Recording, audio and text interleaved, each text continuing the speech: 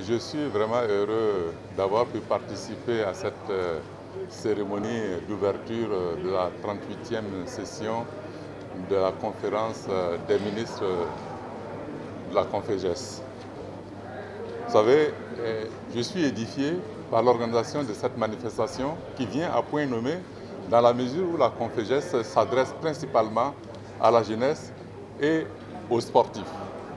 La jeunesse et les sportifs, comme vous le savez, ça fait partie des grandes préoccupations des politiques publiques de notre pays. Particulièrement au cours de ce deuxième mandat, le président du FASO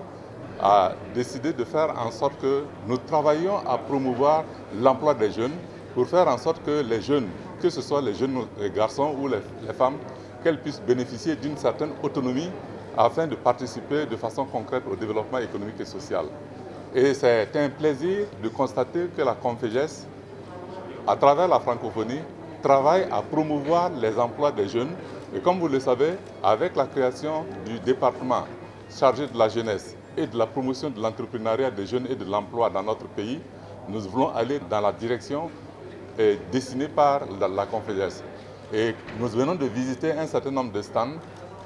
tenus principalement par des jeunes qui ont été formés par la CONFEJES. Cela veut dire que la CONFEJES accompagne les jeunes et nous voulons que, à travers cette conférence qui va se tenir aujourd'hui ici, nous puissions dégager des pistes de solutions aux problèmes de l'emploi des jeunes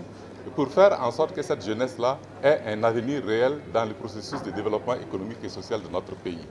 En tout cas, je voudrais souhaiter la bienvenue à l'ensemble des ministres et des chefs de délégation des 40 pays de la CONFEJES qui sont là aujourd'hui et qui viennent rehausser l'image de marque de notre pays parce que depuis un certain temps, vous avez pu constater que ce type de rencontre au niveau international se passe toujours par le système de la visioconférence. Mais aujourd'hui, nous avons une délégation importante qui est venue participer à cette conférence. Cela veut dire que nous bénéficions encore d'un certain avantage au niveau de l'Afrique de l'Ouest et nous leur souhaitons un bon séjour à Ouagadougou. Nous souhaitons que cette conférence soit productive et que les jeunes puissent effectivement bénéficier des résolutions qui vont sortir des travaux qui vont démarrer tout à l'heure. En tout cas, je voudrais saluer la présence de tous ces ministres aujourd'hui au Burkina Faso et souhaiter qu'ils contribuent à faire en sorte que nous ayons des outils de mise en œuvre de nos politiques publiques en faveur des jeunes et des femmes dans notre pays.